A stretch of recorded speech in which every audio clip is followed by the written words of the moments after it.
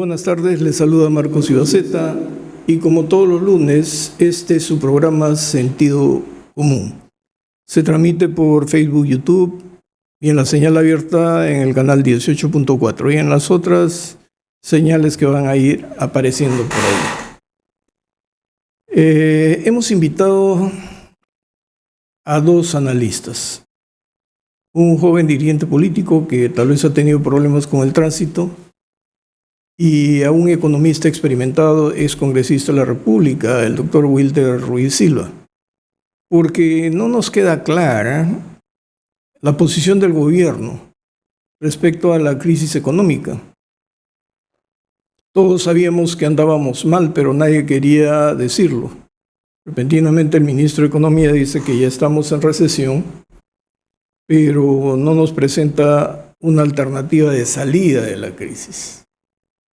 Hoy por la tarde hubo una conferencia del primer ministro, acompañado de otros, pero lo que se ha podido extraer de ahí como conclusión es que están adoptando medidas, no sé, parecen descoordinadas, pero con la seguridad de que el próximo año va a haber un rebote y que ese rebote tendría una magnitud más o menos rescatable. Entonces, no entendemos bien esto, porque no se está impulsando la producción, la agroexportación se ha caído, la producción minera por ahí camina, pero no se hace nada contra los antimineros, no se fijan reglas claras. Y entonces, para conversar sobre ese tema, hemos invitado al economista, al doctor Wilder Ruiz. No sé si ya se conectó. A ver, por favor.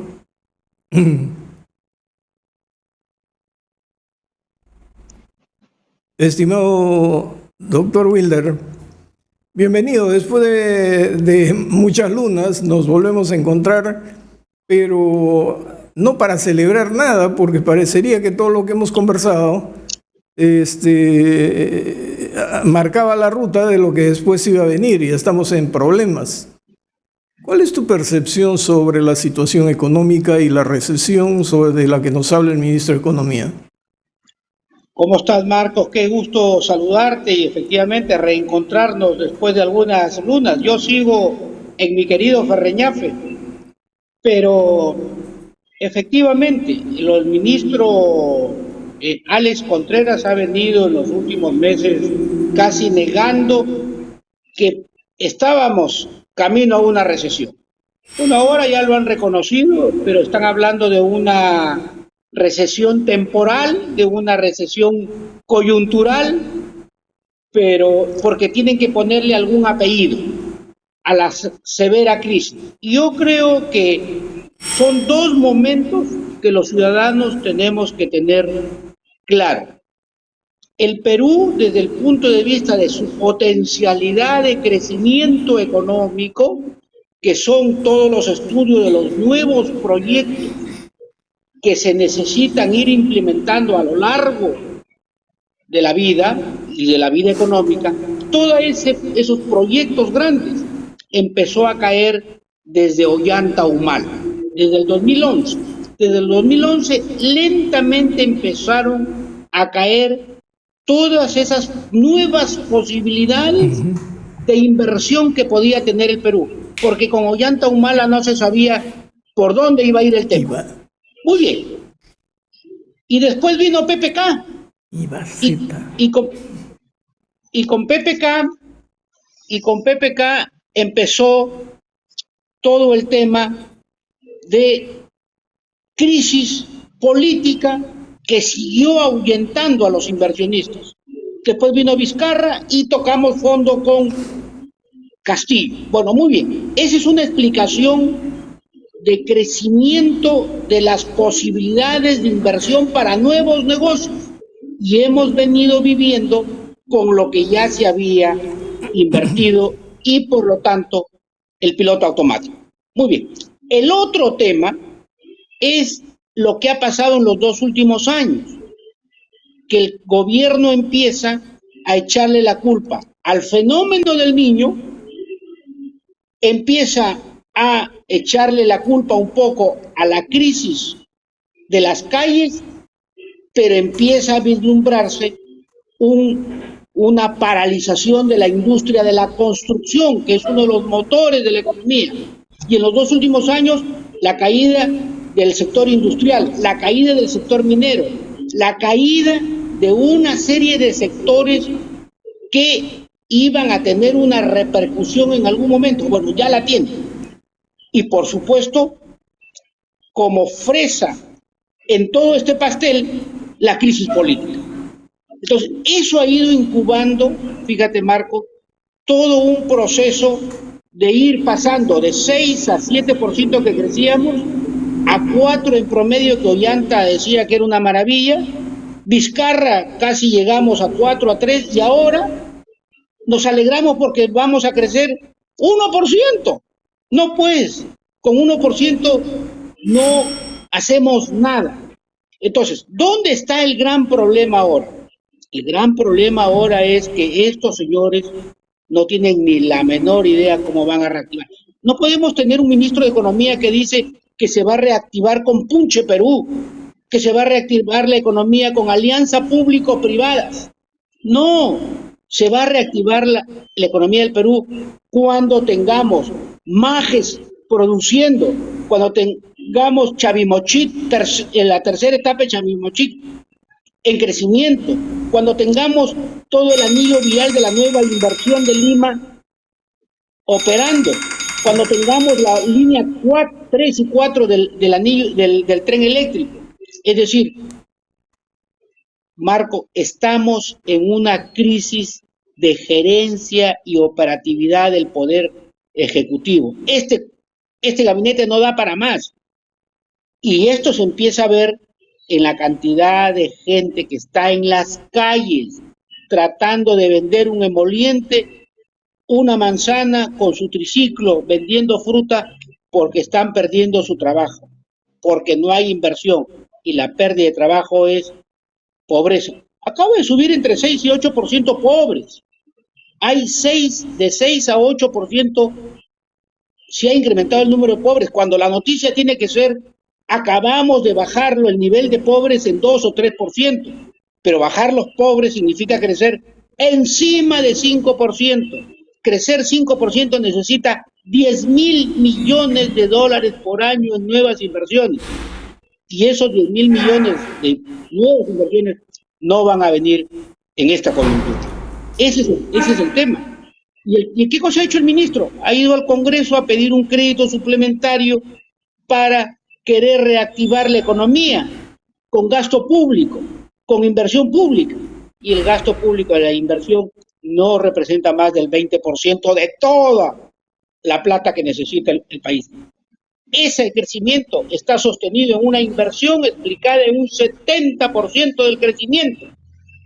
Eso que ha ido a pedir el ministro de Economía al Congreso, su crédito suplementario, nada, va a ayudar en algo, pero mínimo. Quiere darnos al Perú un par de aspirinas cuando nuestra infección es mucho más fuerte, ¿no?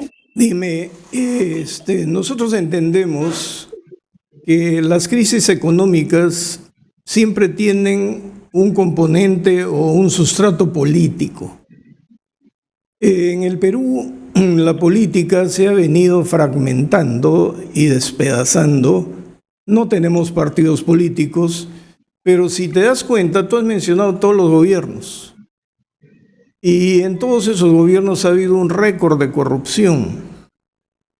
Y por la corrupción han paralizado inversiones público-privadas y la inversión extranjera, la gran inversión en proyectos de agroexportación. Tú has mencionado Chavimochic, Images, y tenemos el otro problema de la minería. Las Bambas recién como que están recomponiéndose.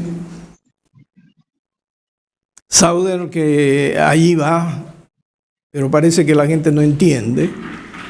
El problema es que si hemos venido decreciendo constantemente cuando analizábamos este famoso plan de gobierno de Perú Libre.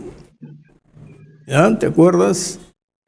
Sí. Donde se decía que quien postulaba no era Castillo, sino el Partido Comunista del Perú, marxista, leninista, mariateguista. No era otra cosa, pues, el Partido Comunista del Perú, marxista, leninista, por el luminoso sendero de José Carlos Mariátegui, ¿no? Y llegaron Así al es. poder. Pero en ese plan de gobierno, todas las medidas que proponían eran un desastre, era de empobrecimiento, decíamos, y en el análisis contigo y con otros invitados, llegamos a la conclusión de que con eso no se iba a crecer, sino que como su política internacional expresamente decía que se iba a aliar con el sector chavista, pues ya sabíamos lo que nos esperaba, era el asalto a las instituciones del Estado. Lo que preocupa es la tibieza de este gobierno para tomar medidas. Y me ha hecho pensar esto, yo no recuerdo de qué gobierno viene el primer ministro Tarola, si de Humala o de Toledo, porque si viene de cualquiera de los dos, ya sabemos cuál es su línea de pensamiento. Y si allí no hizo gran cosa, acá tampoco lo va a hacer, no quiebra sus parámetros. El otro tema es que la señora Dina Boluarte ha sido la cajera de Perú Libre.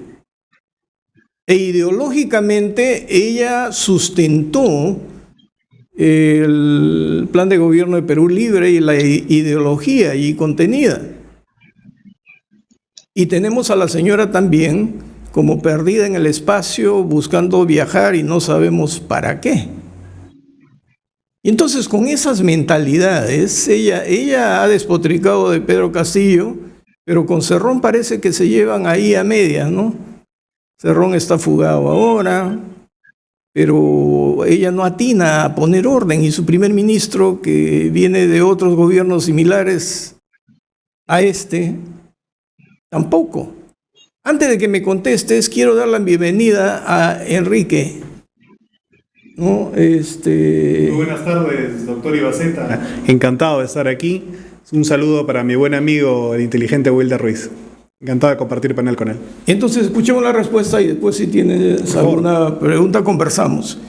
Entonces, estimado Wilder, ¿cuál sería tu análisis político ya? Mira, el análisis político es el siguiente. El tema central es la recesión, que es la paralización de la economía del país.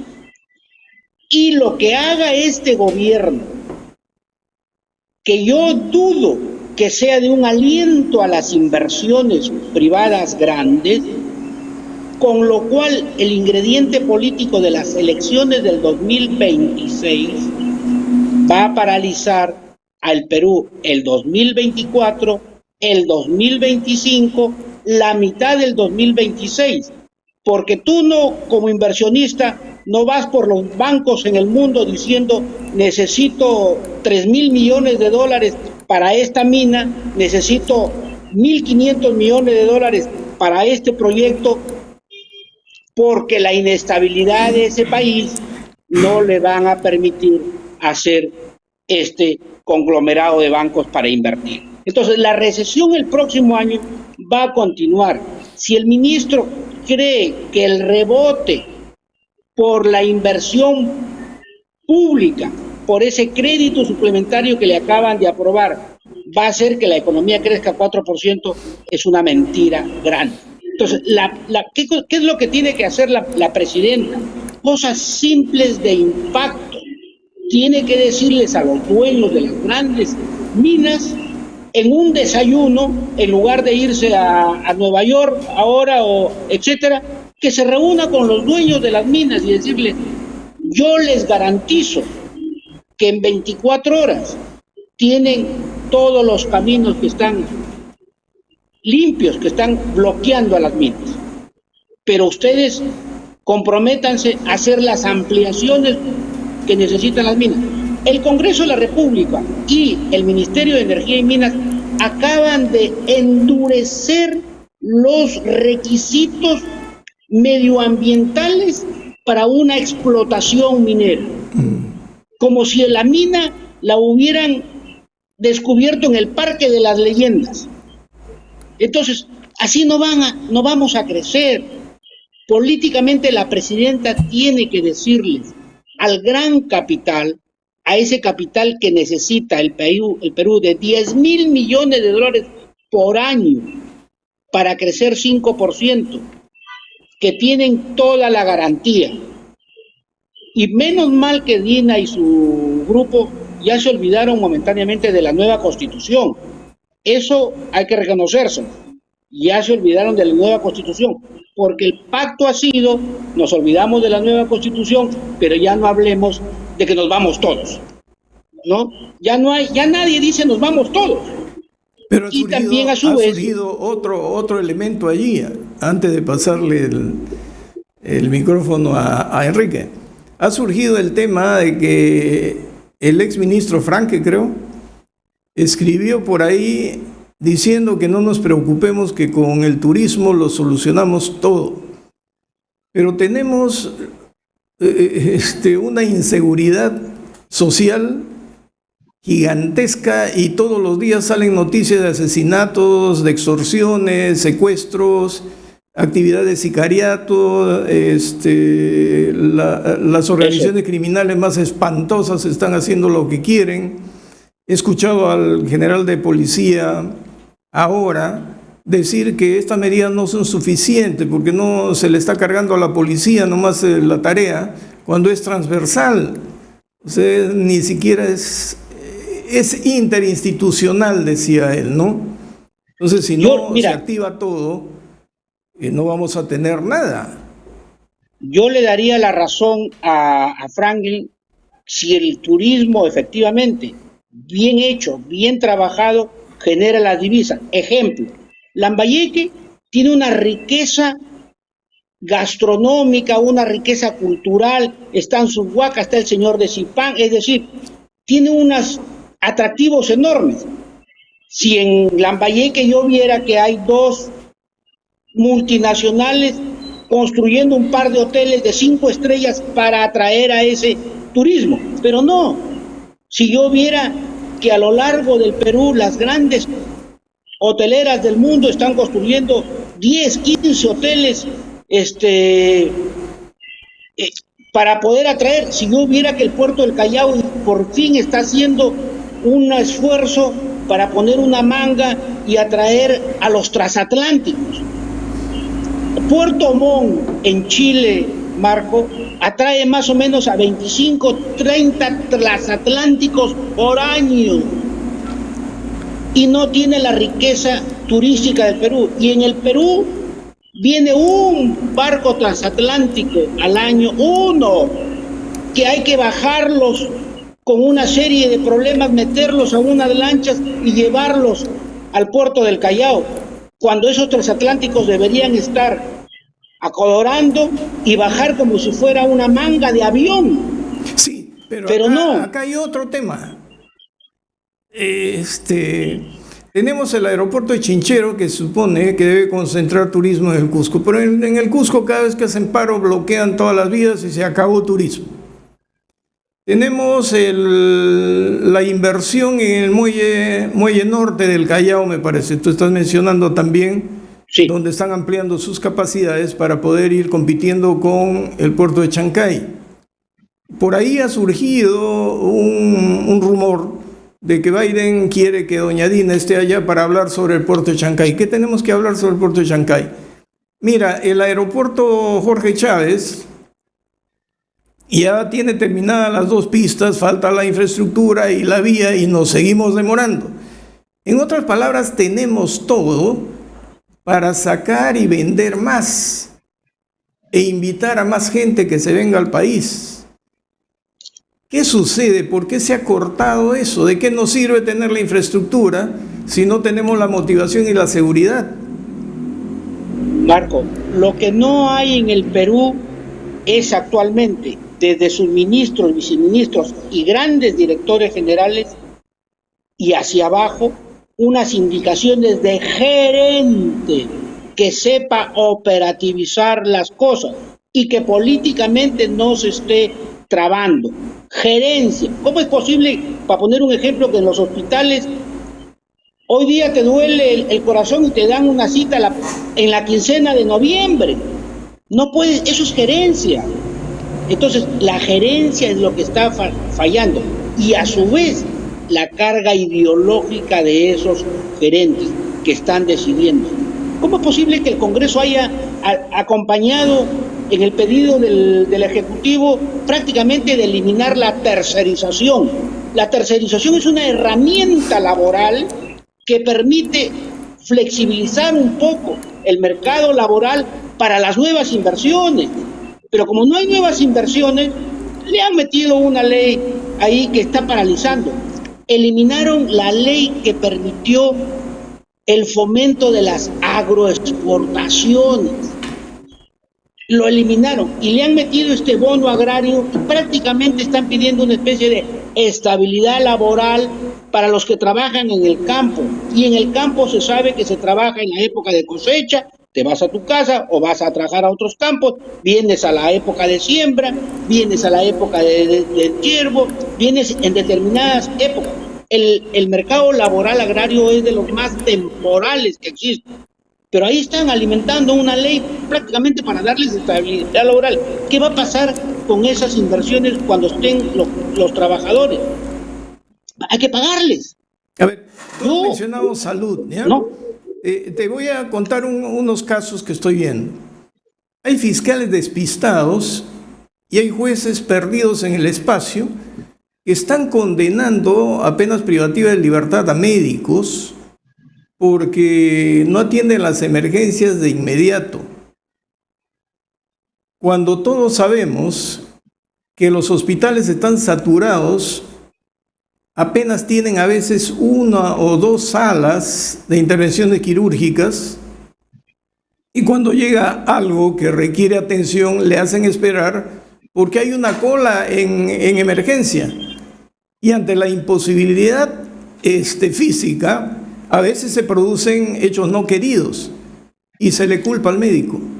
Cuando el médico ha recibido instrucciones de su administración diciendo que si no hay ciertas condiciones no se puede quebrar la línea de entrada porque ya se calificaron los casos más graves que tienen que entrar. Entonces los médicos tienen miedo ahora, el personal sanitario también, y no se hace nada. Pero mira, permíteme cederle el micro Sí, a Quique. encantado de la vida.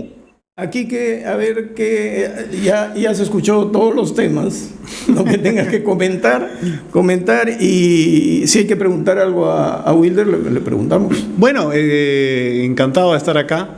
Creo importante señalar que los 3 puntos fundamentales que considero en los que el nuevo gabinete que tiene que venir, porque creo que la discusión aquí debe centrarse en si el tiempo político de Otárola ha concluido o no. Yo creo que ya ha concluido. Debe abordar fundamentalmente 3 temas claves. Primero, el asunto de las inclemencias de la naturaleza, el tema del fenómeno del Niño, que viene, donde no ha habido trabajos de prevención, y Wilder, que es del norte, conoce muy bien lo que puede causar esto. Recuerda que en 2017 ya hemos tenido uno, y en 6 años la reconstrucción con cambios solamente ha avanzado pues menos del 13%. Seguridad ciudadana, que es un asunto importante y fundamental, y lógicamente también el tema del crecimiento económico, la reactivación económica, que tiene doble naturaleza, ¿no? Los grandes proyectos de inversión, como habló Wilder de la gran minería, como se puede hablar también de la ampliación de la frontera agrícola, y también la reactivación económica popular de los pequeños productores, tanto del campo como de las MIPES. Creo que estos son los propósitos que sin duda tiene que plantearse Boluarte si quiere llegar con alguna mínima aceptación social para abril del año 2026, cuando se abran pues las urnas, y sobre todo en julio, cuando vaya a entregar el poder. Entonces, creo que sería interesante hacer un ping-pong respecto a cómo podríamos nosotros ir vislumbrando o qué características debiera tener en todo caso un potencial nuevo gabinete, que es a lo que deberíamos presionar y orillar a que Boluarte tome una decisión sobre ese tema, porque, como menciono, el asunto de la seguridad ciudadana está desbocado, no hay trabajos alrededor del fenómeno del Niño y evidentemente no hay a la vista una reactivación económica. No sé, Wilder, en el tema político, para hablar de la posibilidad de un nuevo gabinete, ¿tú cómo lo verías? ¿Qué perfil tendría que tener alguien que fuera convocado para tal fin, no?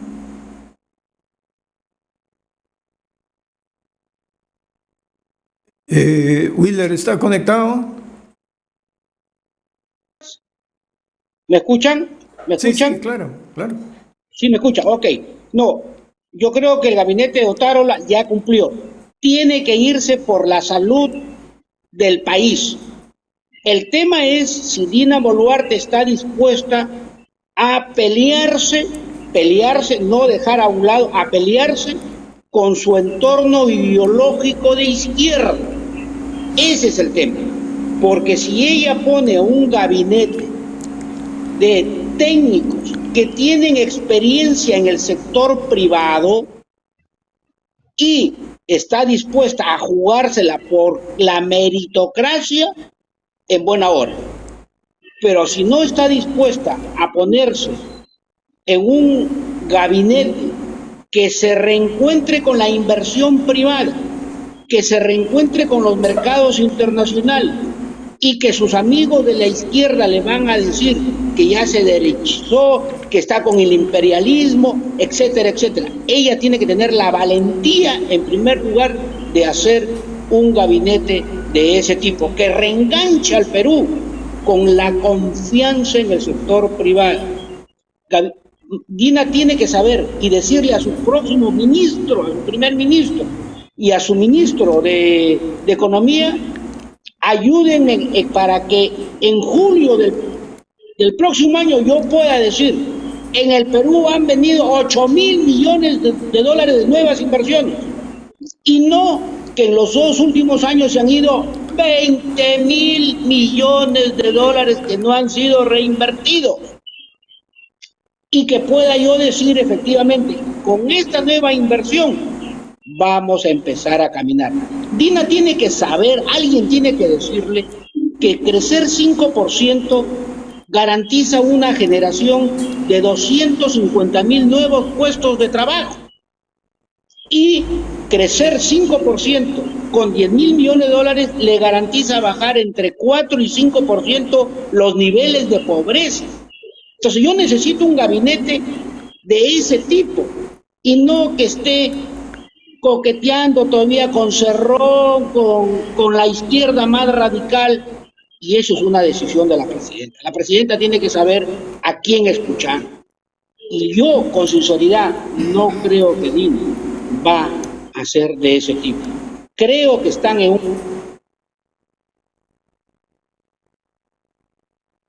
¿Se congeló la imagen? Sí, es su señal. Creo que en Ferreñafe sigues con el problema de la señal. Bueno, mientras tanto, mientras se soluciona ese tema, ¿qué hacemos para que doña Dina y los gobernantes en el Perú ya se desprendan de esta plaga caviar y de la ultra?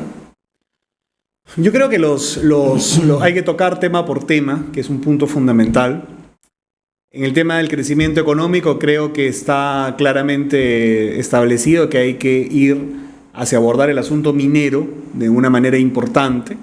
Es decir, hay que abrir el debate sobre cómo hacer viable socialmente la minería, la gran minería, la minería moderna, y cómo hacer formalización de la pequeña minería, que es importante también. Hay que hablar no solamente de los grandes esquemas agrícolas, sino también de los pequeños.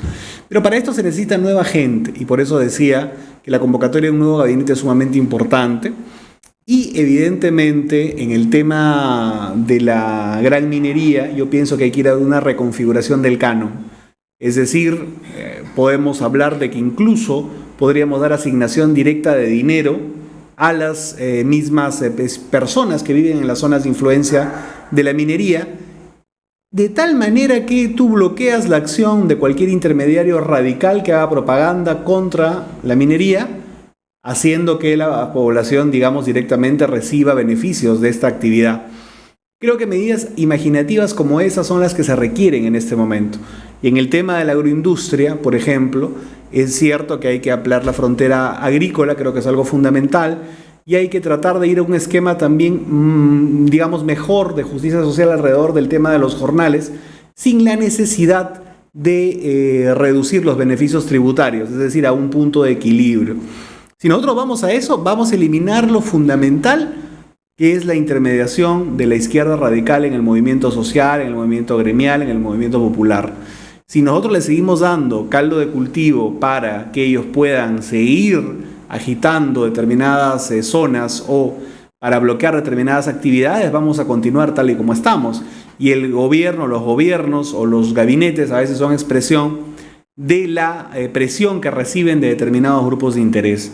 Mientras no haya una hoja de ruta clara para gobernar con un nuevo equipo ministerial, esto no va a cambiar, va a seguir de mal en peor. Y Otárola justamente es la representación del humanismo. Él fue un funcionario bastante, digamos, persistente, icónico de la etapa humanista en el país, que es donde empieza de una u otra manera el frenazo, la caída económica y de índices sociales, ¿no?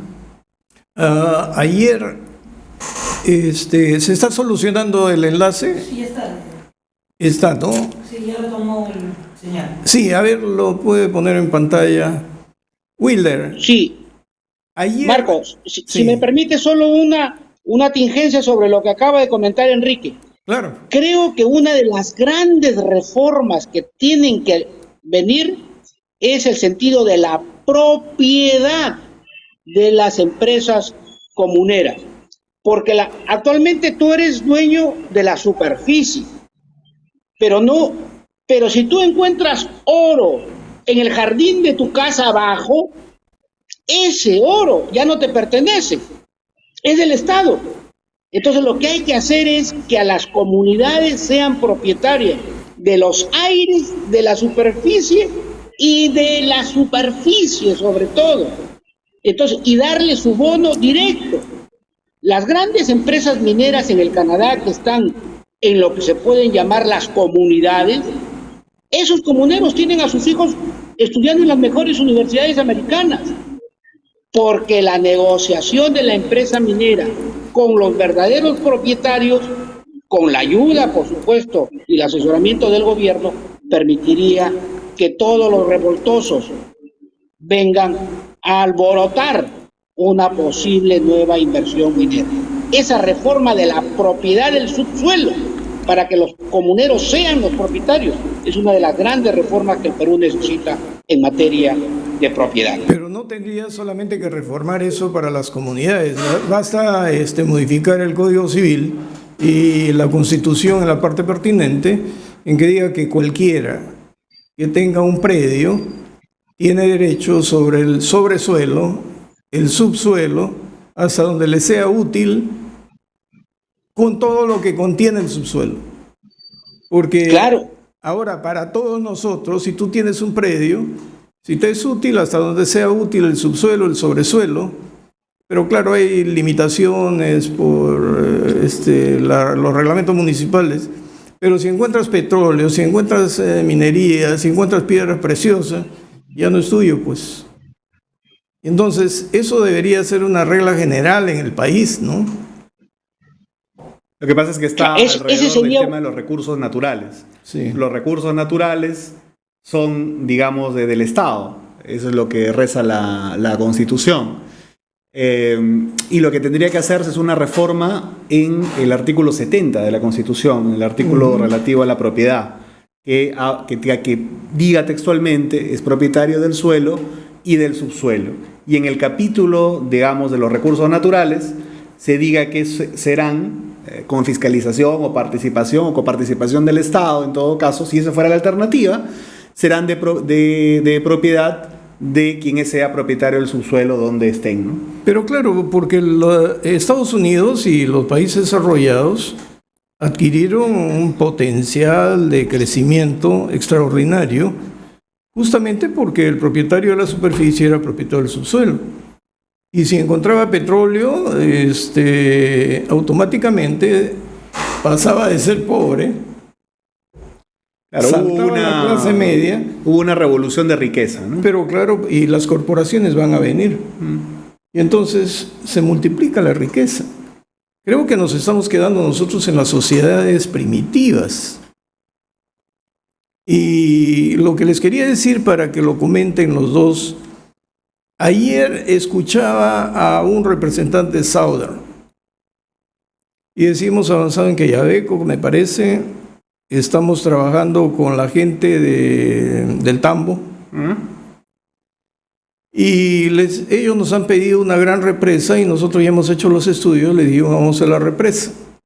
Pero hay un grupo que se opone diciendo, no, la represa es una obligación del Estado, no de la empresa, pero es absurdo, ¿no? Es absurdo. Y por otro lado decía, con la tecnología para los relaves no hay ningún peligro ahora. Y un poquito después, una señora especialista en medio ambiente decía lo siguiente: mucho se señala que la gran minería contamina el aire. Y decía, en esa contaminación la minería solamente tiene responsabilidad del 2%. Y entonces, ¿qué cosa está mal que no se aclaran y la gente sigue creyendo en estos cuentos, en estas historias de la zurda, cuyos representantes antimineros siguen desfilando a la cárcel, ¿no? Comenzamos, Quique. Sí, yo creo que hay mucha propaganda de por medio. Creo que podemos citar, digamos, causas externas y causas internas. Dentro de las causas externas yo no tengo ninguna duda, y siempre lo he pensado, que algunas asociaciones civiles que pueden recibir incluso cooperación internacional pueden estar incluso siendo financiadas por esquemas o por empresas que están en otros países también que extraen mineral. Y creo que a esas corporaciones les puede ser muy útil que la minería se paralice en Perú, por ejemplo. Pero claro, ¿no? Hay un factor externo claro ahí, de donde ese dinero sale de algún lado, sale de cooperación internacional. ¿Y por qué? ¿Cuál es el interés de esas otras corporaciones, empresas, países para financiar este tipo de asociaciones civiles? Uno. Y dos, creo también, y eso lo tienen que reconocer seguramente los mismos empresarios alrededor del tema minero, que su comunicación, digamos, social, que la forma como han transmitido los beneficios de su actividad productiva, no necesariamente han sido los mejores. Creo que hay una deficiencia muy grande. Creo que la izquierda radical ha hecho mucha política, mucha comunicación contra la minería, y creo que desde la minería no ha habido pues un esquema para intentar contrarrestar estas narrativas. Y evidentemente ante un Estado que prácticamente no ha aportado nada en este tema, lamentablemente pues tenemos muchos proyectos paralizados. Hay más de 50.000 millones parados, no solamente en nuevos proyectos, sino también en ampliaciones, es decir, cosas que no serían tan difíciles de hacer. Y además por último hay otro tema económico que también impacta. Hay un par de intereses económicos que impactan en el tema minero.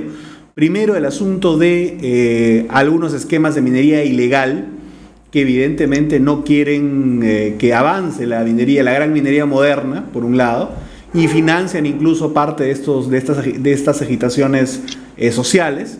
Mientras la gran mina está parada, ellos siguen también extrayendo mineral, por ejemplo. Y de otro lado, ya de diferentes rubros, también usualmente ilegales, no ilegales en el sentido que sean actividades ilegales, ilícitas, sino que en todo caso no están dentro de la formalidad.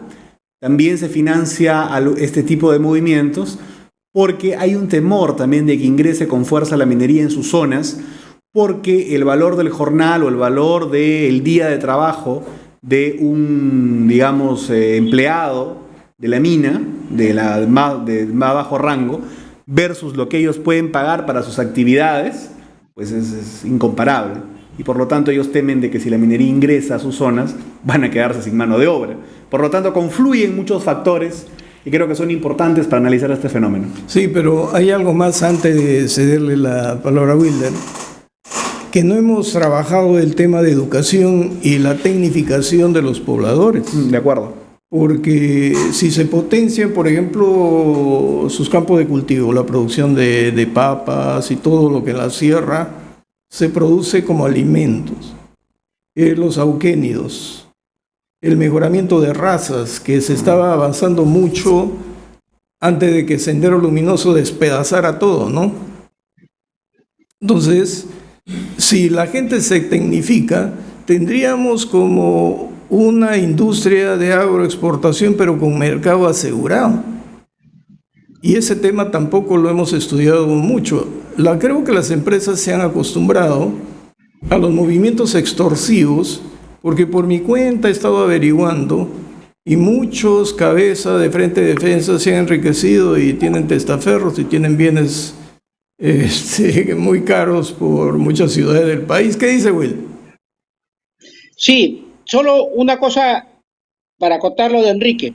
No es posible que en el 2021 y 22, cuando los precios de los minerales estaban en sus picos más altos, cuando teníamos que producir más para vender más porque los precios internacionales eran de los más altos, el Perú se daba el lujo de bloquear las empresas mineras. El Perú se daba el lujo de no producir.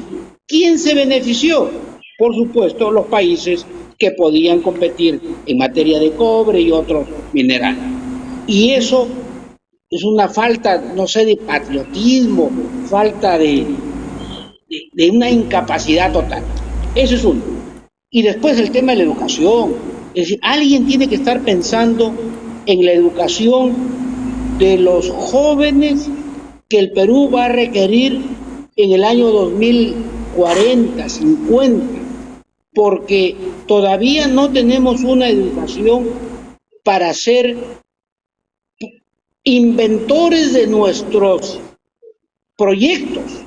Seguimos teniendo una educación para poder ir con nuestro sobre Manila debajo del brazo a conseguir un puesto de trabajo en la municipalidad o en el gobierno regional donde ganó el amigo tal, o a la empresa privada tal. Ese cambio de chip tiene que llevarnos justamente al peruano, que tenemos que educarlo ahora. El gran problema es cuánto de los 300,000 profesores que tenemos están con el chip del mundo del año 2040 o del 2050. ¿Cuánto? Eso no lo tenemos.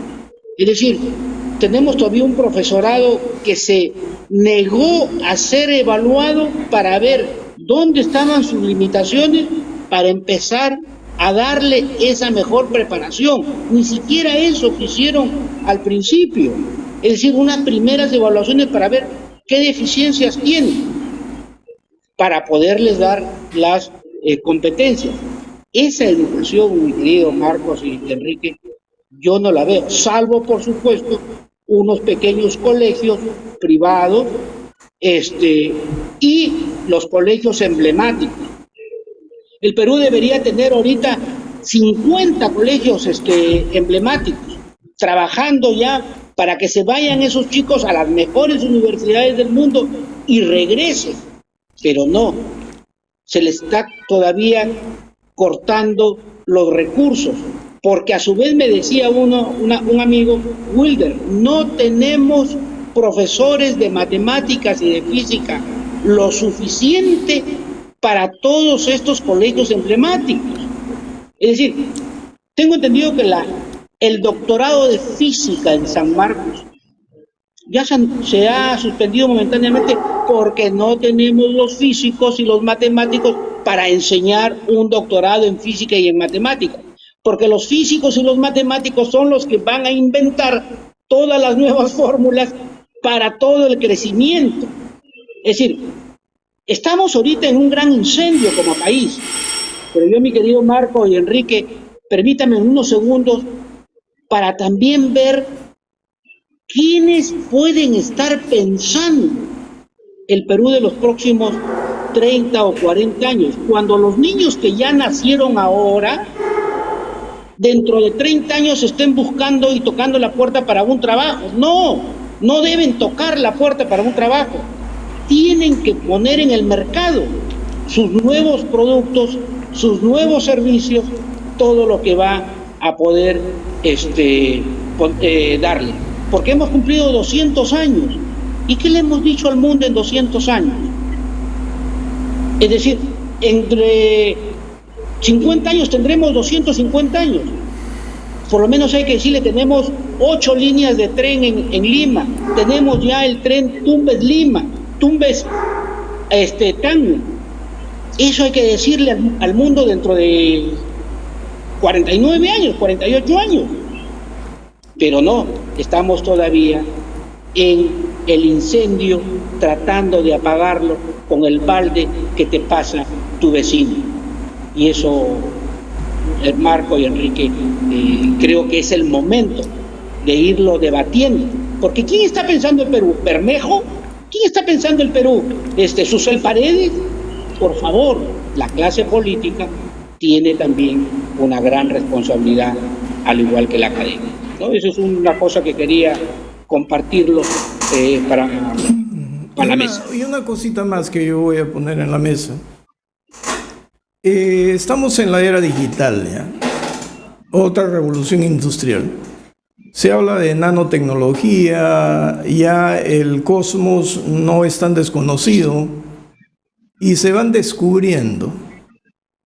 Por ahí leí algo, el experimento que va a realizar una señora física para demostrar la relatividad del tiempo. Y decían que se puede mantener un gato vivo y muerto a la vez. Mira, parece ciencia ficción. Pero nosotros, teniendo ese escenario, no tenemos una política de integración digital. Lo que hemos escuchado es una demagogia de que todo el mundo se ha dedicado a comprar miles de tablets, cuando los pobres estudiantes en los colegios de la sierra, de la selva, no tenían señal, pues, y no tenían mantenimiento, y no había expertos que fueran potenciándolos. Entonces, ¿cuándo vamos a tener fibra óptica en todo el país? Ya vamos a la reconversión de combustibles. Ya no se habla tanto del petróleo, sino ahora de los híbridos, ¿no? Y después de los híbridos viene la electricidad. Y después de la electricidad, ¿qué no vendrá? Con este tema de la teoría cuántica y los descubrimientos nanotecnológicos. Mira qué lejos estamos, ¿no? Y hay un punto ahí importante que has obviado decir, pero que está muy relacionado, y es el impacto que va a tener sobre la masa trabajadora esta justamente cuarta revolución industrial, el asunto tecnológico y el asunto sobre todo de la inteligencia artificial y la automatización. Es decir, que alrededor más o menos del 40% de empleos que hoy día se desarrollan de determinada manera van a poder ser desarrollados por inteligencia artificial o podrán ser automatizados. Con lo que tenemos que tener una convertibilidad, una capacidad de capacitar a la mano de obra que podemos tener, a la gente, a la juventud, a la que puede entrar en esta dinámica, o si no, vamos a atrasarnos en el concierto mundial de una manera bastante severa, y es algo que se ve tanto por el lado de los Estados Unidos como por el lado de China, también trabajando fuertemente el tema tecnológico, como lógicamente también la India. Obviamente Alemania también, Taiwán hace lo suyo, es decir, todos están de alguna u otra manera avanzando en esa velocidad, los países, digamos, top, y evidentemente América Latina no puede quedarse rezagada, el Perú tampoco, ¿no? Y nuestra América Latina va a tener estudiantes con la calidad que están recibiendo, esclavos de los robots. ¿Qué dice, Will? Sí, claro, es decir, los robots ya están en una serie de países. Tú vas a Taiwán y vas a Tokio, y en los counters de los hoteles de 4 o 5 estrellas te recibe un robot que te habla los idiomas que quieras. En una serie de restaurantes ya están los robots, es decir, ya es una realidad. ¿Y qué va a pasar efectivamente, como bien lo dice Enrique, cuando cierto sector industrial de punta, cierto sector económico de punta, empiecen a emplear toda la inteligencia artificial? ¿Cómo va a quedar todos esos trabajadores? A esos trabajadores en algún momento habrá que reconvertirlos, pero ya desde ahora tenemos que empezar, porque si no nos va a caer la quincha, como dicen en mi tierra, y nos va a dejar fuera. Mira, tú mencionabas la electricidad. La electricidad inalámbrica está bien avanzada. Entonces, cuando venga la electricidad inalámbrica, todo el cobre que se usa para atender la red, ¿de qué nos va a servir los recursos minerales dentro de 50, 60 años? Tenemos que sacarlos ahorita y venderlos. Ahora tenemos que sacarlos y venderlos para preparar el Perú de los próximos 40, 60 años. Nos pasó ya con el caucho, nos pasó ya con el salitre. El tema del salitre, las aves guaneras, recordarás. ¿Y qué cosa hicieron los ingleses? Empezaron a trabajar todo el tema químico, inorgánico, y ahora los fertilizantes ya no son casi naturales, no hay fertilizantes naturales. Entonces lo que no nos puede pasar es, ya vimos la película del caucho, ya vimos la película de, ¿cómo se llama?, del salitre, de las aves guaneras, por favor. Y que le vamos a pedir eso a Dina Boluarte y a su ministra de Educación, que después de 30 años debo reconocer que no tengo la menor idea de quién es la ministra de Educación. No hablan, pues los ministros, no hablan los ministros. Ese es el gran problema. No puedes tener un comité, un gabinete mudo, que no hable.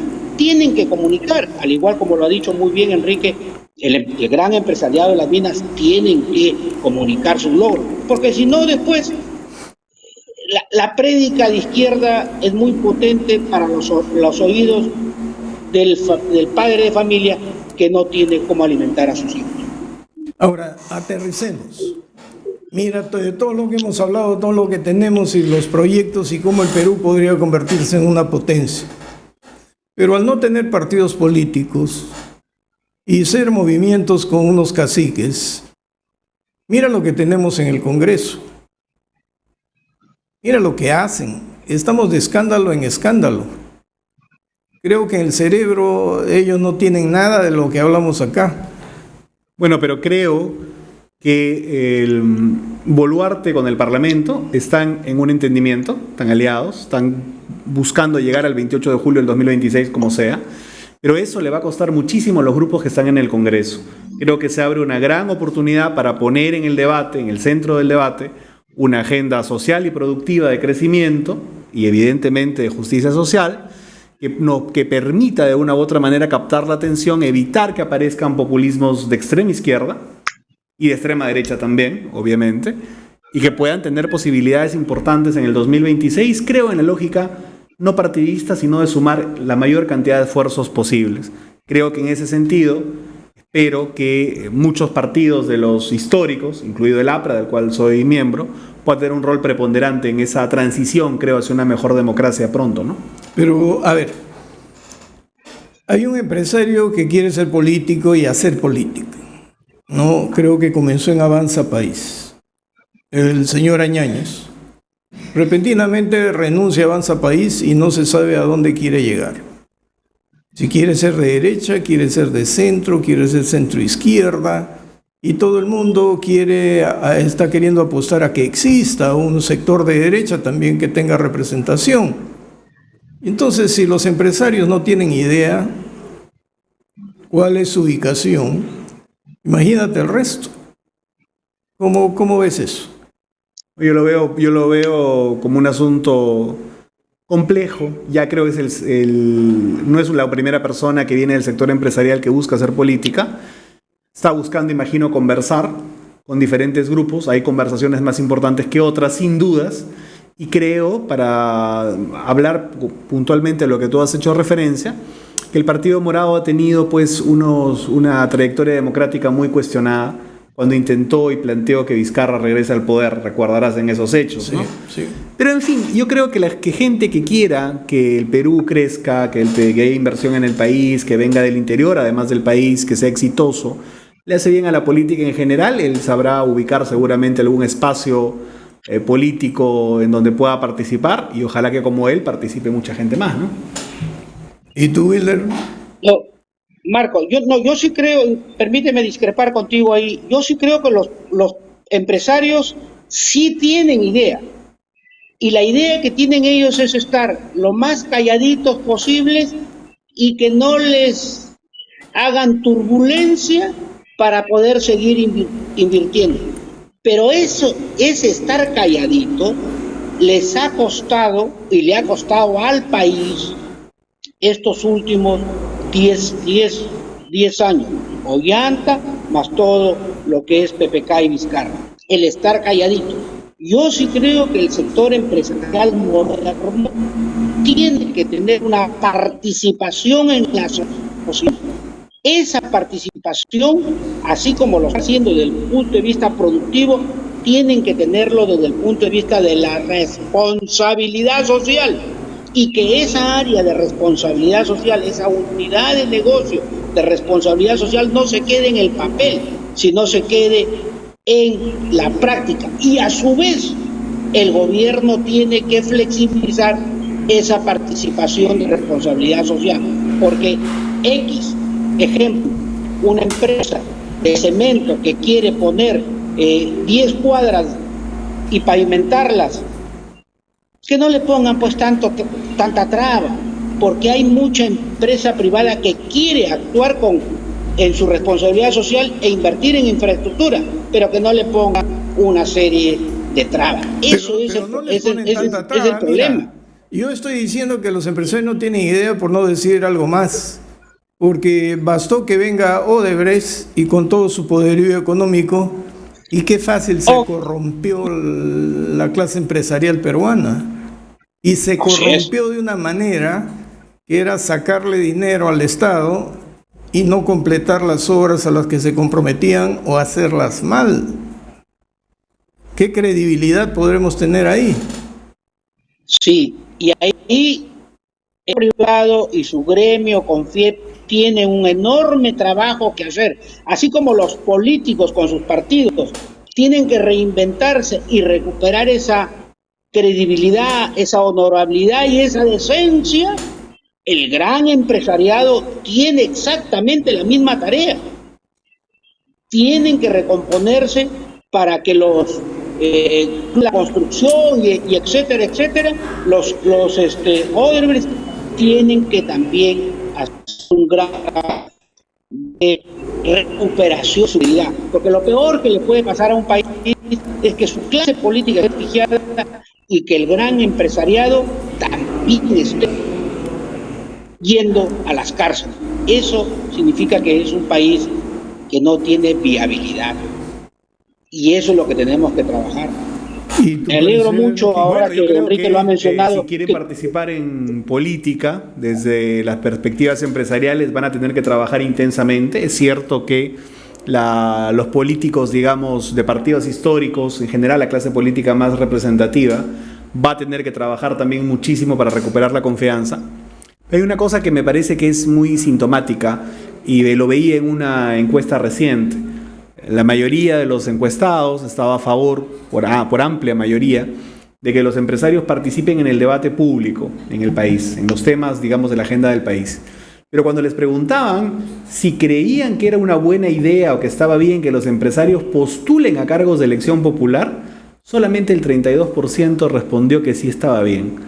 La mayoría no quería que participen en cargos de elección, que postulen a cargos de elección popular. Es algo muy sintomático que habla de la crisis, de la desconfianza que vivimos no solamente a políticos, sino también a los medios de comunicación, a los empresarios. Si haces una encuesta, seguramente encontrarás lo mismo al Poder Judicial, a la policía. Hay que recuperar definitivamente desde muchos espacios la confianza, pero el debate hoy día tiene que ir, como digo, y cierro con esto, orientado al crecimiento económico popular, a la seguridad y a ver que el niño que va a venir no haga tantos destrozos en el país, ¿no? Es que hay una frustración social.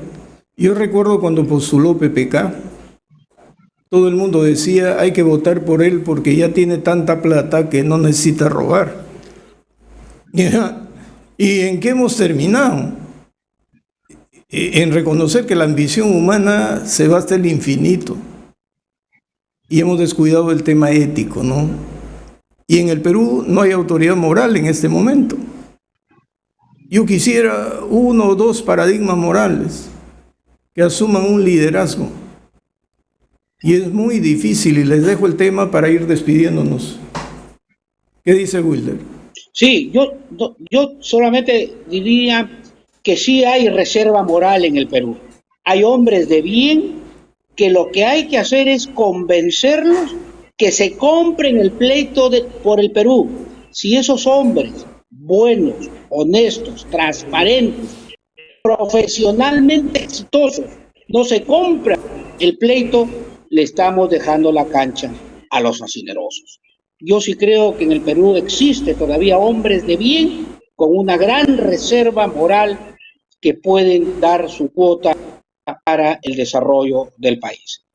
Habrá que tener por lo menos esperanza. Considero que el discurso, digamos, de aquellos que se decían que eran la reserva moral y los que gritaban que hay que luchar contra la corrupción, terminaron siendo los más corruptos. Yo creo que los controles que le da sobre la política, sobre el ejercicio político, pertenecer a un partido político estructurado, evita, creo yo, que se caigan en casos reiterativos de corrupción, así mediáticamente estos sean impulsados. Pero sí creo que los partidos que existan y que se pueden formar y que pueden consolidarse, tienen que mostrar también nuevos rostros y nuevas propuestas y nuevos voceros, porque la ciudadanía definitivamente está esperando nuevos liderazgos en el Perú, en el país, e ideas renovadas y, digamos, no de una u otra manera los mismos de siempre también, de los espacios democráticos también, diría yo. Y creo que esa es una reflexión que se tiene que hacer en diferentes ámbitos, ¿no? Pero yo sí considero que hay una juventud estudiosa, inteligente y que quiere apostar por el crecimiento y la justicia social en el país. Bueno, ojalá nos recuperemos económicamente y que no tengamos que repetir la frase de Hurtado Miller, ¿no? Que Dios nos ayude. Gracias, Wilder. Gracias. Muchas gracias, Marco. Y con ustedes, estimados amigos, si Dios quiere, hasta el próximo lunes.